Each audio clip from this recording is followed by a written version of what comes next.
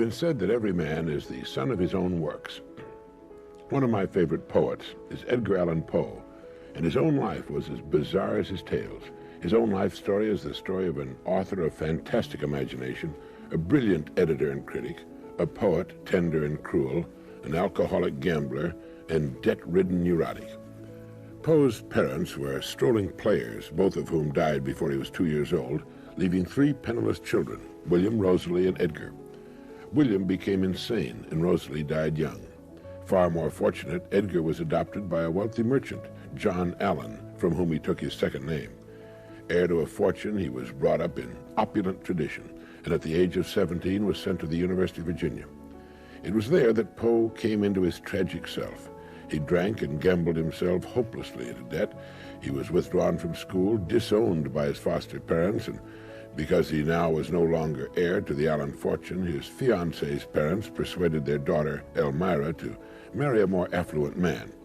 After a 2-year enlistment in the Army, Poe moved to Baltimore to live with Aunt Maria Clem and her daughter, Virginia. There he somehow wrangled enough money to pay a Boston printer to publish some of his poems, and at the same time maneuvered himself into an appointment at West Point. The publishing of his poems was a literary and financial flop, the appointment a disaster. After 1 year, he was dismissed from the Academy for gross neglect of duty and disobedience. Poe's marriage to his cousin Virginia was equally a disaster. To begin with, he was 26 and an alcoholic, while she was a pale and sickly child of 13. The poor girl, though she witnessed some of her husband's finest hours, fell victim to most of his worst. His reckless living and squandering brought her mostly poverty and suffering for 8 years, and finally death, due, it was said, to malnutrition. The bright spots of Poe's life were his days as a magazine editor, contributor, and critic. As editor and critic for the Southern Literary Messenger, he brilliantly tore apart many of his contemporaries and their insipid works. His own crowning work, The Fall of the House of Usher, was published. The Bottle and Debt cropped up again and again, almost as hurdles between a series of magazine associations. The highlight of this period was the publication and enthusiastic reception of his great poem, The Raven. Poe became a social lion, but financially he received only about $10 for the work. His tragic end started on a note of happiness. Learning that Elmira, his youthful sweetheart, had been widowed, he proposed to her and she accepted. Happily en route to Richmond for the wedding, he stopped off at Baltimore and just disappeared.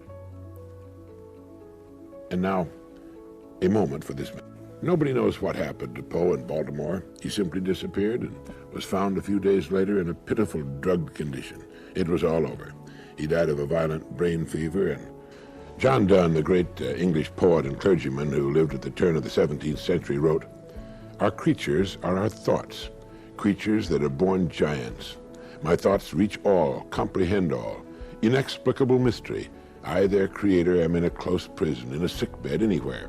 And any one of my creatures, my thoughts, is with the sun and beyond the sun, overtakes the sun, and overgoes the sun in one pace, one step everywhere." Few of us appreciate the great gift of thought. In an instant, you can be anywhere, experience anything through the miracle of your thought. A man thousands of miles from home can, in his mind, be with his family in a millisecond.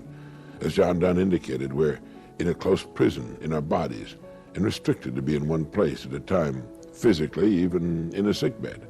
But any one of our thoughts can be with the sun and beyond, can go anywhere, experience anything. The more you think about it, the more magical it becomes.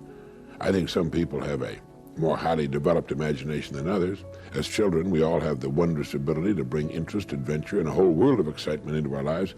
Have you ever stood just outside the door of a small child's room and listened to him or her at play? It's wonderful, jabbering away to his imaginary playmate or teddy bear or doll, and the sound effects a small boy can make as he plays with his toys tell you what world he's living in at the moment.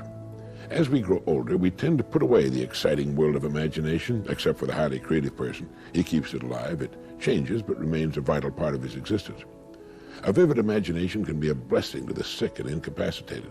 They can travel to the ends of the earth with complete enjoyment, with none of the exasperations and lost baggage and language problems and waiting boredom that is so often a part of real travel. People can be enjoyed without argument or disappointment.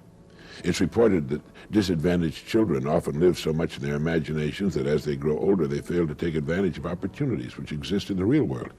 They wake up in so bleak and forbidding an environment that they immediately escape into the world of fantasy and remain there during all of their waking hours.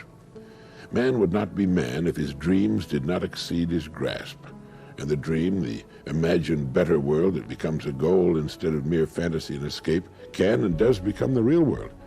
It's the imagined world of the future that keeps the student at his books, the workman at his job, the wife at her housework. It's what makes the driver mount the cab of his truck and the surgeon scrub up for another operation and the salesman make another call. The imagination is man's most precious gift, and it's with us every day of our lives. Maybe that's why we sort of tend to take it for granted. Now, just a moment for this message. Our creatures are our thoughts, creatures that are born giants. My thoughts reach all, comprehend all. Inexplicable mystery. And what you find yourself imagining most is the key to your future. You ever get mixed up with the pronouns I and me? Millions of people do. You find yourself saying, why don't you come with John and I, when you should say, why don't you come with John and me?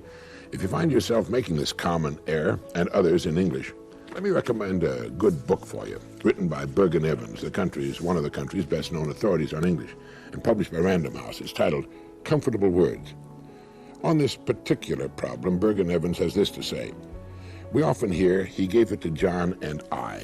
The grossness of the error is made clear if the recipients are put into separate sentences. He gave it to I would surely grate on any ear. The construction, which is common among the half-educated but is never heard among the educated or the uneducated, seems to have had its origin in a fear of the word me in combination with another pronoun. Possibly those who use the gave it to John and I construction had been furiously rebuked or savagely derided in their childhood for saying John and me did this or that. Someone shouted John and I at them or made them stay after school and write John and I on the blackboard 200 times, and John and I it thereupon became in all circumstances. Certainly many middle-class Americans seem afraid of the word me.